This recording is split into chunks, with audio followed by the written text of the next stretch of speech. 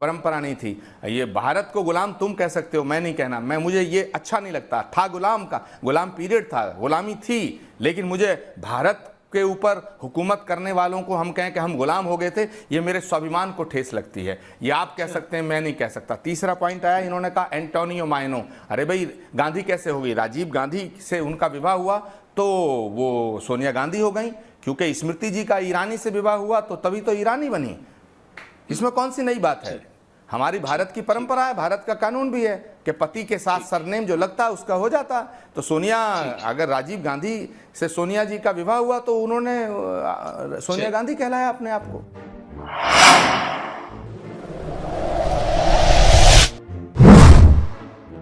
पड़ता है। आपने सुना नहीं आचार्य जी के? आप अभी इसको रिवाइंड करिए वीडियो को, आप सुनेंगे ये कहें कि परंपरा, हुमायूं, उसके बाद ये, उसके बाद वो, ये सब परंपरा थी।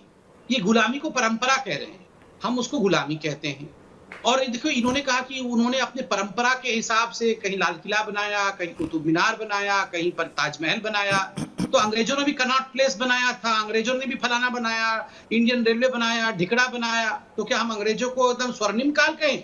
अंग्रेजों को गुलाम क्यों कहते? फिर आप क्यों कहते हैं कांग्रेस अंग्रेजों के खिलाफ लड़ रही थी? नंबर एक। नंबर दो, हाँ, नाम बदलने की बात, नहीं, ठीक बात है, ये बुद्धि कांग्रेस में थी कि नाम तो बदलना चाहिए। देखिए, एंटोनियो माइनो जैसे ही इंडिया आई तो वो सोनिया गांधी बन गई, क्योंकि उनको लगा कि नाम नहीं बदलूंगी और जीवन भर एंटोनियो रहूंगी तो मुझे तो वोट मिलेगा नहीं। तो उन्होंने अपना नाम तो बदल दिया, मगर बाबर रोड का नाम, औरंगजेब रोड का नाम, इनका नाम नहीं बदला, क्योंकि वहां से वोट चाहिए थे। यही तो अपीसमेंट पॉलिटिक्स है। खुद का नाम बदल दिया, क्योंकि अगर एंटोनियो माइनो होती तो वोट नहीं मिलता, तो वो सोनिया गांधी बन गई। गांधी नाम भी उनके परिवार का नाम नहीं है, चुराया हुआ नाम है महात्मा गांधी का। महात्मा गांधी के नाम को चुरा करके गांधी बन गए। देश में 70 सालों में बहुत डेवलपमेंट हुआ, देश कहीं से कहीं पहुंचा।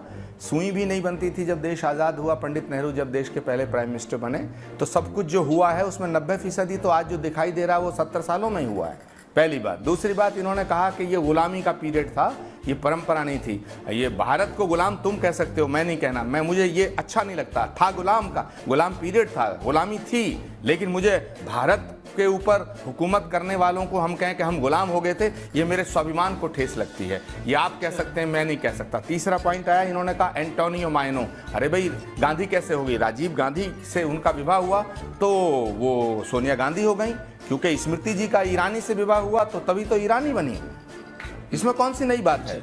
हमारी भारत की परंपरा है, भारत का कानून भी है कि पति के साथ सरनेम जो लगता है उसका हो जाता।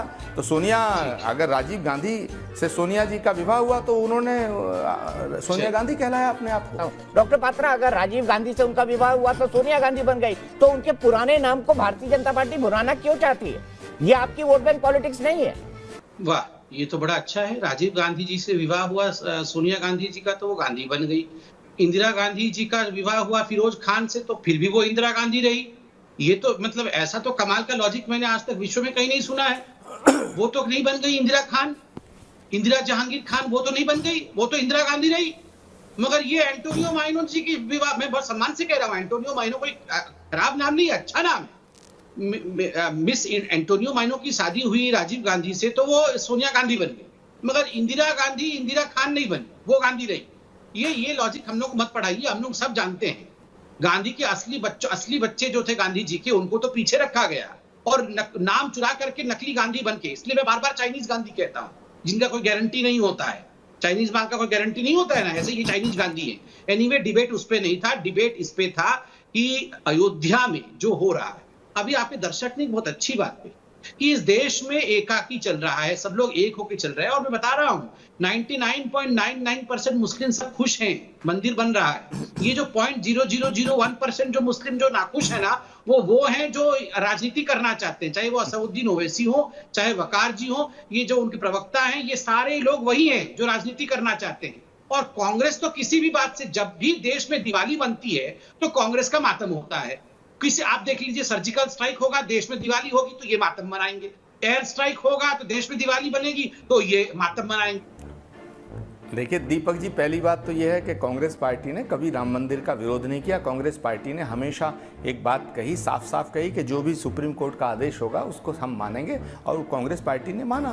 कांग्रेस पार्टी ने ये कब कहा कि हम वहाँ मंदिर नहीं बनने देना चाहते? दूसरी बात, राम मंदिर के ताले कब खोले? जब राजीव गांधी का शासनकाल था। शिलान्यास कब हुआ? जब राजीव जी का शासनकाल था।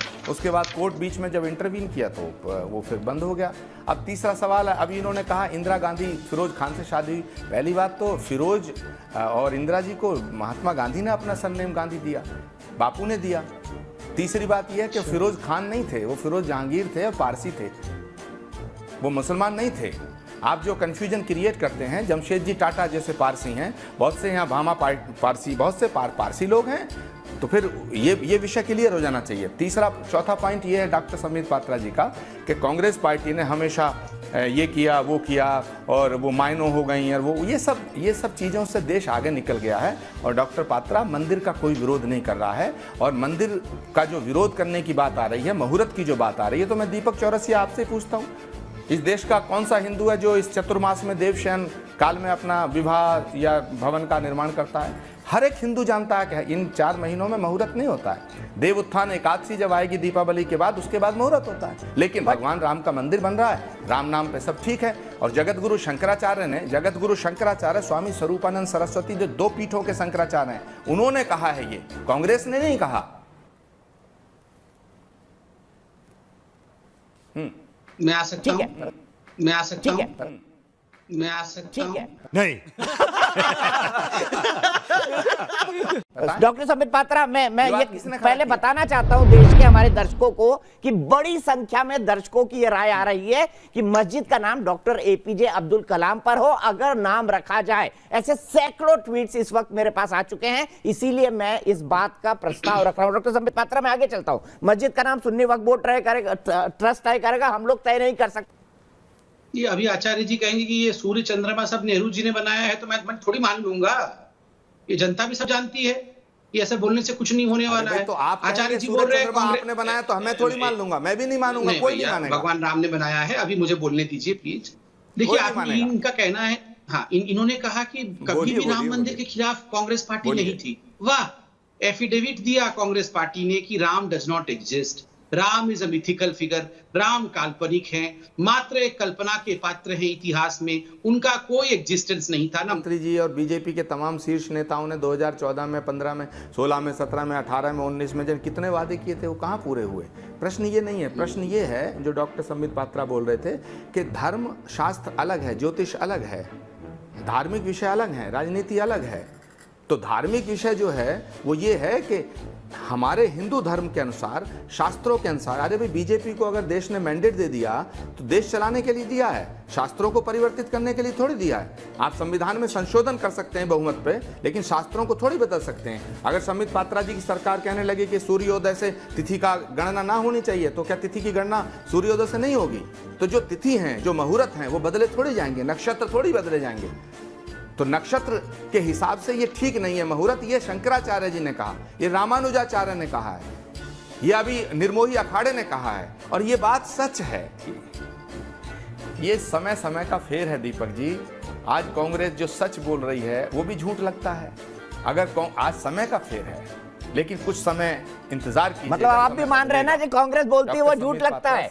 स्वामी जी, ये तो स्वीकारोक्ति हो गई कि जो कांग्रेस बोल रही है देश को वो झूठ लगता है। ये तो बहुत बड़ी बात स्वीकार ली आपने। संबित पात्रा इन्होंने स्वीकारी कि जो कांग्रेस बोल रही है वो झूठ लग रहा है। मैं स्वामी जी आप ही की लाइन, आचार्य जी आप ही की लाइन उठा रहा हूं। संबित पात्रा जी, क्यों लग रही है ये सोचना पड़ेगा, इन्होंने राम को झूठ कहा था।